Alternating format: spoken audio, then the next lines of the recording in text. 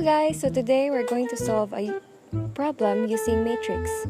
Now, with the use of matrix, we're going to solve this problem stating Cantwell Associates, a real estate developer, is planning to build a new apartment complex consisting of 1-bedroom units and 2 and 3-bedroom townhouses.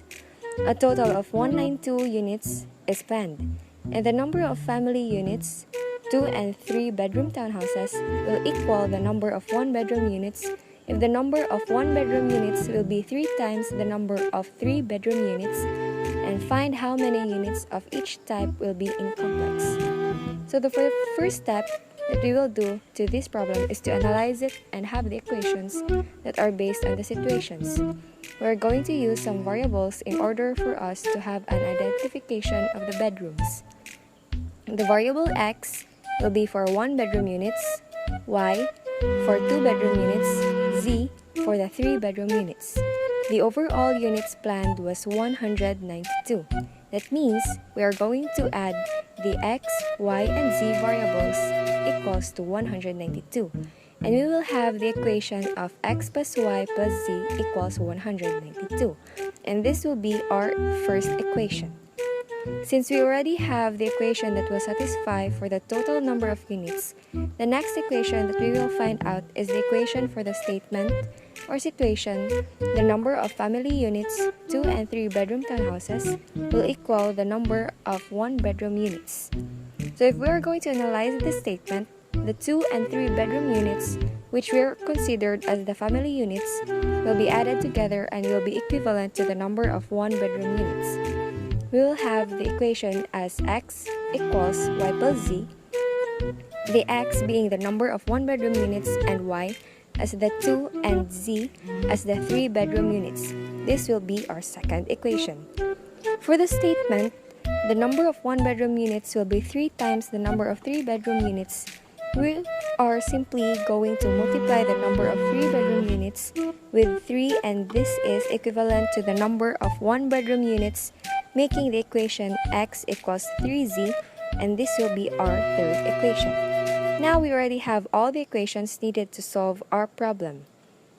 X plus y plus z equals 192, x equals y and z, and x equals 3z. To solve this problem using matrix, we need to make the equations into its standard form.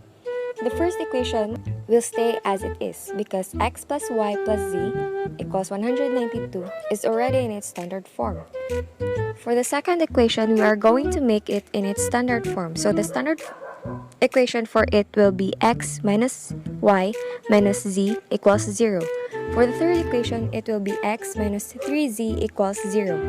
Now we all have the equations in its standard form. We will make a matrix out of it, and the matrix will be 3 by 4. And we will have 1, 1, 1, and 192.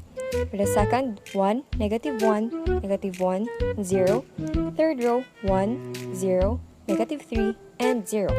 We are going to work first on the first row. Think of ways on how to make the values next to the number on the first row and first column, which is 1, to become 0. We're only given 3 operations in solving matrix by replacing the rows with another row or just be exchanging its places. The next is the row being multiplied to a number, and the last one is a row will be added by the values of the other row. We will add the first row with the values with the second row.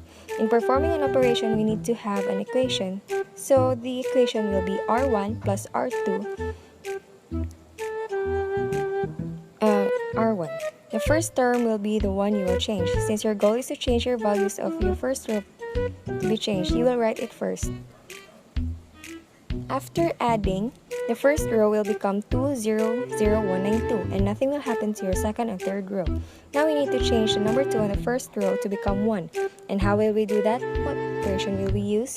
We could multiply the first row with 1/2 with the equation 1/2 r1 to r1. It will be okay since nothing will happen to the other values because they are already 0. The first row will then become 1, 0, 0, and 9, 6. And we already have our leading one, and the first row is already in its simplest form. Now we will work with our second row. We could have 2 operations done in just an equation. So we could have the row 2 be multiplied with negative 1 and add the values of it to r1. negative R2 plus 1 to R2. This will give us the values of our second row, 0, 1, 1, and 9, 6. Row 1 and 3 will stay the same. Now we will go to our third row. Since it will be more convenient if we simplify it first, we will multiply the third row with negative 1 and add the values of it to R1. Then the values will become 0, 0, 3, 9, 6. Now we need to make the number 3 on the third row become 1. So we need to multiply it with 1/3, so it will become 1. The equation will be 1/3 R3 to R3. The values will then become 0, 0, 1, and 32. And the only thing that is left is our second row. We need to make the number 1 on the third row become 0. So we can multiply the row 3 with negative 1, and the values will be added to the row 2. We can have the equation as R2 plus negative R3 to R2. The values will become 0, 1, 1, 64. Now we have the matrix simplified with the values 1, 0, 0, 9, 6 for the row 1, 0, 1, 0, 6, 4 for the row 2, 0, 0, 1, 3, 2 for the row 3. In the fourth column, the values 96, 64, and 32 are the values for our variables x, y, and z respectively. X for 96 one-bedroom units, y 64 two-bedroom units, and z for equals to 32 three-bedroom units.